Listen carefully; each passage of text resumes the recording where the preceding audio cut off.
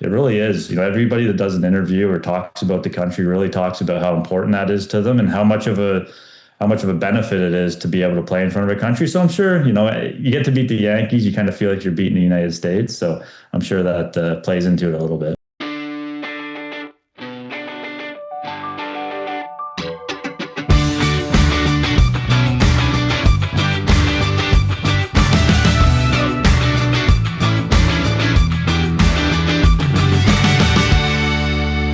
Back on Closer Look on this Friday, the third day of October. It is the night before Christmas, really, if you're a baseball fan. If you're a Jays fan. If you're a Jays fan. I've already opened my presents. Oh, see? Tigers get one win last night, win a series, and all of a sudden... Nothing can make me upset. You have not stopped smiling from the moment I saw you walk in bright and early at like 11:30. It defies explanation why we care so much about these sports teams. It is honestly a great mystery of life how we can...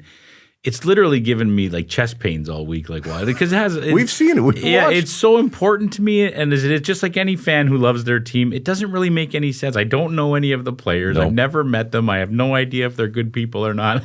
I have no clue. But the jersey just is in your heart since you're a little kid. I know it is. Now, a little inside baseball. We're sitting down here yesterday, after the show, and we've got the game on all the monitors.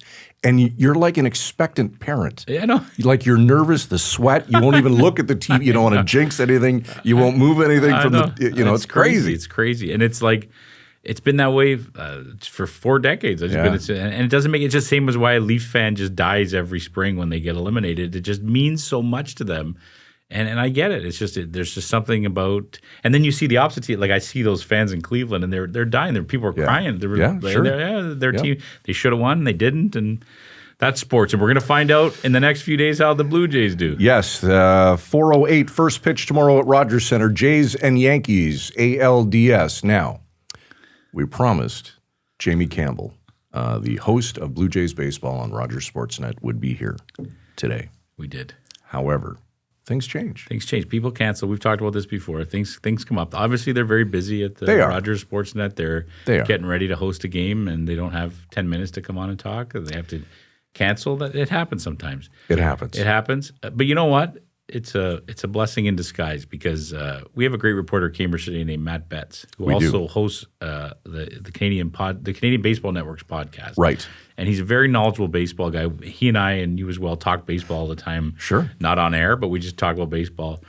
And he does really great work. And it's a great opportunity to talk to a guy who, he's not Jamie Campbell. You don't see him on the broadcasts every day, but he knows his stuff and is very passionate about what he does. And what the work he does also tells stories about baseball all over the country, not just the Blue Jays, from minor baseball, that's high grassroots, school, grassroots baseball.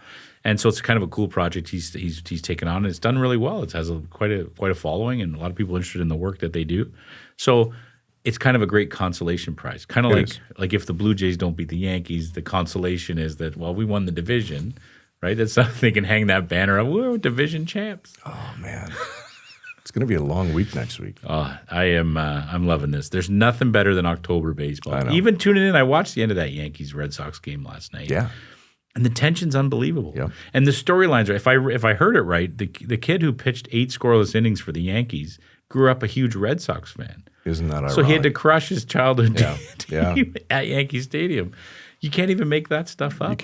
You can't make that stuff up. Imagine pitching 8 scoreless innings as a rookie at Yankee Stadium to beat the Red Sox. All right, let's get into it with Matt Betts. All right, the Blue Jays, the countdown is on. Tomorrow afternoon, 4:08, first pitch, Jays and Yankees from Rogers Center. Matt Betts, host of the Canadian Baseball Network podcast, and one of our great reporters at Cambridge Today, joining us. Matt, welcome to Closer Look. Good to see you. Yeah, anytime we can talk baseball, I'm telling you, I'm on. So, it's good to know at least somebody wanted to do that today because we had promised all week long that Jamie Campbell from Sportsnet was going to be where you're sitting, but apparently there were some scheduling difficulties. Yeah. I said all along I wanted to have Matt on. I know you did. Matt's one of our own. His podcast is great. He knows baseball way better than you do. Yeah. So he does. It's a great opportunity. Somebody talks. So Matt, how do you're obviously a fan. Do you have to balance being a fan and being the guy on the podcast talking about whether the Jays have a realistic shot here? Yeah, you know what? It's there's no cheering in the press box, right? That's kind of what they said. So as I've covered the game more and more, you kind of that fan part of you kind of leaves a little bit. You just become more of a fan of the game. But yeah, I mean, I grew up watching the Jays, so it's always exciting when they enter October, and it's been hopefully some wins coming for them, I guess. Now, Matt, as the season was winding down, particularly that last week and a half, when it looked like the wheels were falling off, did you think that they were actually going to fall off?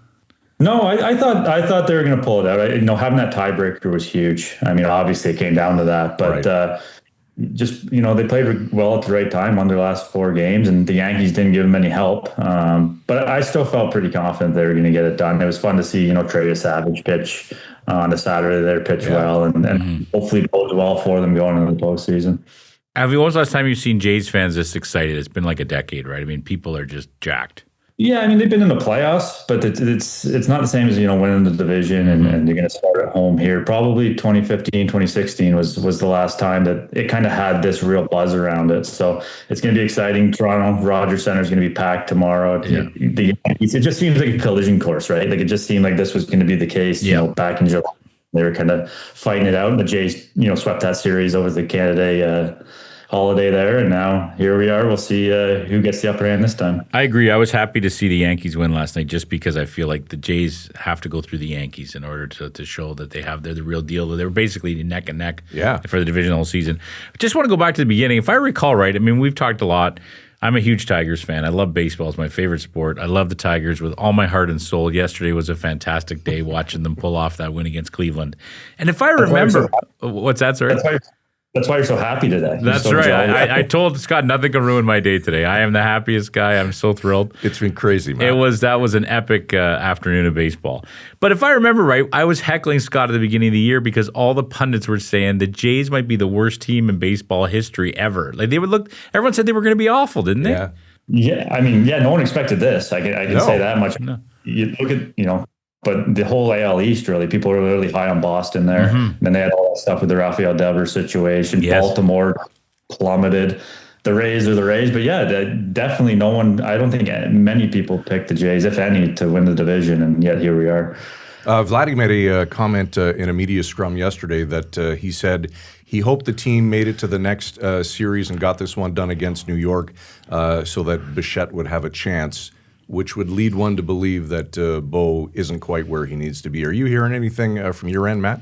Yeah, that's pretty much all that I've heard. I don't think the roster hasn't been released yet as of us recording this, but I don't expect Bo to be on there. I think the ALCS might even, just kind of the way people are talking, he hasn't even started really running yet. Yeah. The ALCS would be positive if they get that far. What is it about this team, Matt, that made them able to go against the grain of what everyone was saying about them? Is it just that certain guys are having just their career seasons? What is it about this group?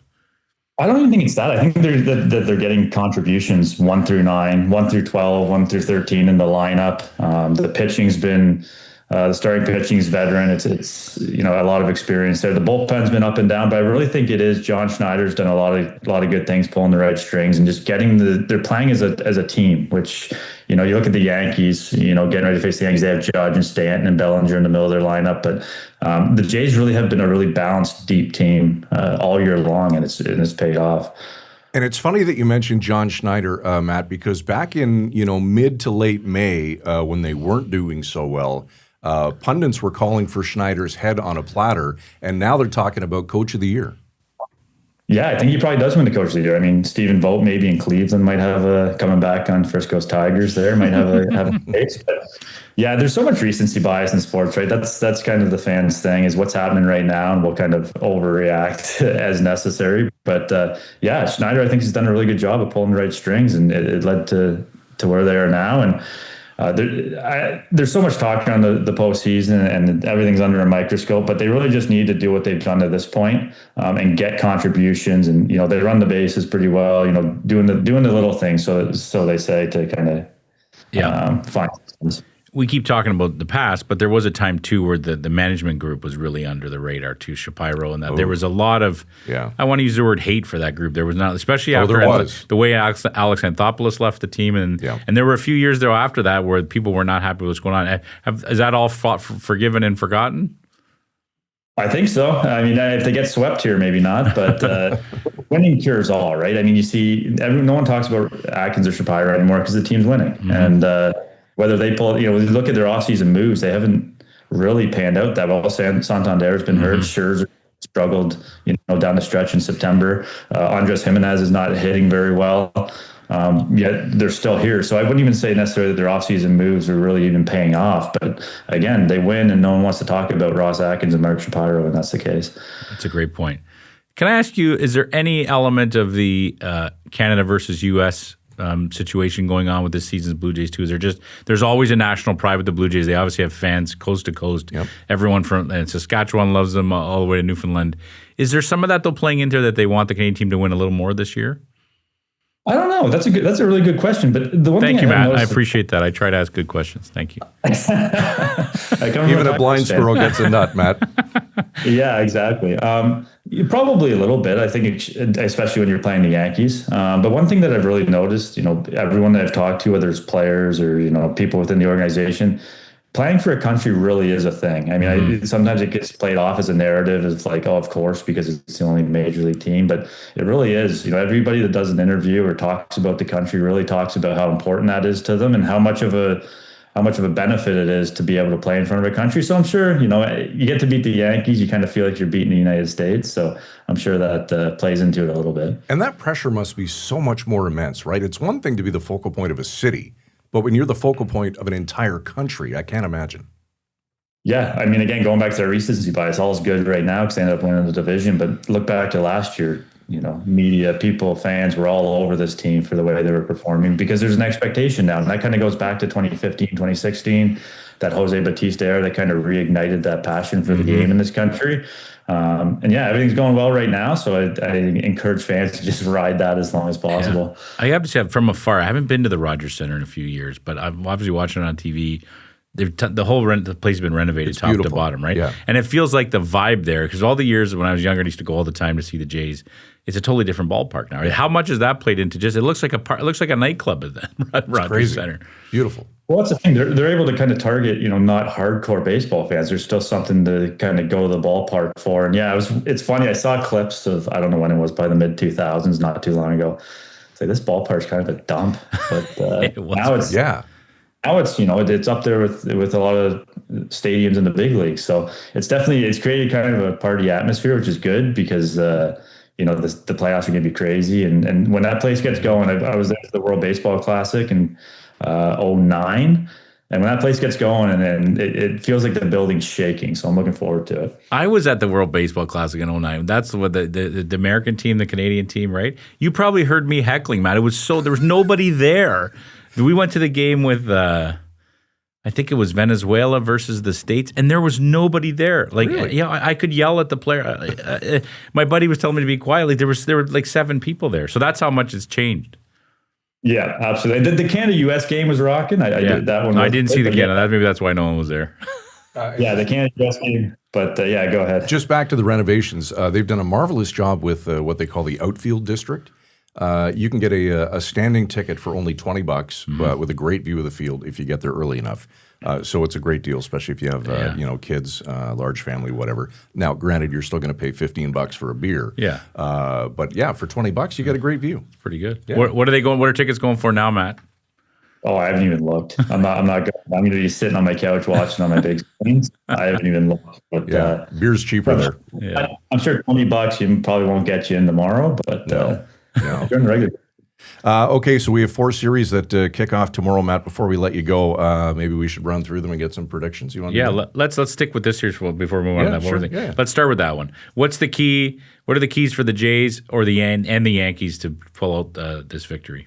Yeah, I think for the Jays, like I said, it's getting contributions throughout the lineup, which kind of concerns me a little bit because that's a little bit harder to do in October. It's a little bit harder to string hits together, do that sort of thing. When you're facing a team with Aaron Judge and Giancarlo Stanton that can kind of flip the game on its head with one swing, the Jays don't really have that. Vladdy's been struggling. I think his last home run was September 5th. That's shocking.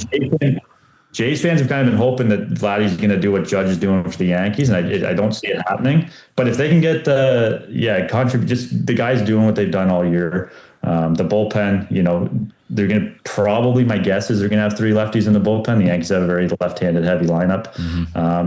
The starting pitching is pretty even. I would say I think Gosman's going to be the game 1 starter. Whether they go to Savage or Bieber in game 2 is kind of up for debate still. For the Yankees, I mean, anytime you have Aaron Judge, there's an expectation. I think the Yankees expectation. So, I think it's going to be pretty even. If I had to make a prediction, I made the prediction this morning. I think Yankees in 5. Oh, whoa! You're gonna get a lot of boos after you say that. I'm fine with that prediction, man. That works for me. Told you we should have stuck with Campbell. Sorry, go ahead. Yeah. I want to see the Tigers and the Jays, but I think this is probably as close to a coin flip as you can get. Really, I agree with that. And I wonder how much the long wait is going to impact the Jays, whether it's an advantage or a disadvantage. New York's been slugging it out with their arch rival, had a great series. Yeah. They're coming in feeling great, and the Jays have been sitting around for a week. Well, a big thing is game 2 is Sunday, and game 5 is Friday. So whoever starts game 2 would be on regular rest for game, which is important. So if the Jays go, say, Gosman, Bieber, they could piggyback that in game 5. Yes. And it looks like probably Max Fried's going to start game 2 for the Yankees, just because that'll be regular rest for him. So that could definitely play into it. All right. Tigers, Mariners. I got to go with the Mariners. Sorry, Frisco. I think the Mariners are the best team in the American League. I don't think the American League has an elite team, to be honest with you. But you got the pitching, you got the big dumper in Cal Raleigh. Josh Naylor, fellow Canadian down the road in Mississauga. Yes. I think the Mariners are the best team on paper in the American League. I do. They scare me a little bit. I agree. What you said about game 1 and our game 2 and game 5 is true. If we can pitch Scooble in 2 and 5, that might be a difference maker. But yeah, that Seattle team, and they just were on fire in the fall. They in September they just destroyed everybody. So we'll see what happens, Matt. We'll see. All right, to the National League, Cubs and Brewers. I think the Brewers. I'm not huge on the Brewers to win the National League, but I think they're better than the Cubs. So I'll go the Brewers in 4. Anything done? No? No. I didn't know if you wanted to what I love about that, we're really getting, I'm sure everyone's turned this podcast off by now because these guys are talking too much. They're talking too much inside baseball, as the cliche goes. But that whole dynamic of the manager of the Cubs council who used to manage the Brewers left under some, and fans are pretty upset. But what did he leave for $50 million, I think it was, to go manage the Cubs? Wow. I mean, now you're wondering, is it the manager? Because Pat Murphy took over and kind of maintained the same culture. He's won the division 2 years in a row. Yeah, and they rocked it this year too. They were wild. So now council's going back into Milwaukee as kind of they're going to boo his brains out when he's there, and extra pressure's on there. So I think, it's going to be interesting. Quickly to the last series, Dodgers and Phillies. I'm going to take the Phillies. I've been high on the Phillies for a few years now, and they've kind of let it down. But I think the Phillies are going to take it. They have to break out eventually, and I've kind of had them on the top of my list for a few years. I don't disagree with that. And when I look at the National League bracket, and you see like the Phillies, the Dodgers, and the Brewers, they just feel like they're already so much better than the teams over in the America. That's my thought on it anyway. I don't know if someone from there should win the World Series. Does Ohtani weigh into this? I mean, he's out of this world. It's just he's starting game 1. Did I read that? He's starting game 1. Babe Ruth's back from the dead. Crazy. I know. Before we go, Matt, I do want to give you a chance to tell our listeners and viewers about your podcast. Yeah, the Canadian Baseball Network podcast and the CanadianBaseballNetwork.com covers Canadian baseball, obviously, given the name, from the grassroots right to the pros, the Blue Jays, all the way down to your local high school teams, and just trying to shine a light. Because when I was younger, it was the coolest thing ever to get interviewed, right, and have a story written about you. So to kind of bring that to players across the country, and then also talk about the Jays like we are right now, that's pretty cool. So. It's a lot of fun, and I think it's some pretty good content, so check it out. All right, good stuff. Make sure you subscribe. And, Matt, that's available on Apple, Spotify, and, of course, YouTube as well, correct? Yep. All right, good stuff. From CambridgeToday, there's Matt Betts, host of the Canadian Baseball Network podcast. Matt, thanks for this. Have a great weekend holding down the couch. Yeah, that's what I'll be doing. I'm sure you guys will be the same. So. You betcha. Take care.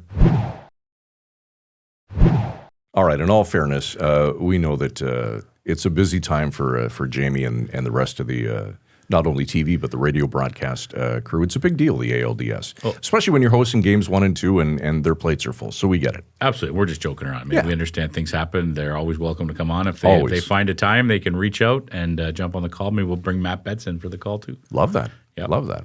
I wish you luck, Scott. I know you're a Jays fan. Yeah. I'm not really wishing you luck. I think you and I are going to be texting like crazy. Don't text me this weekend.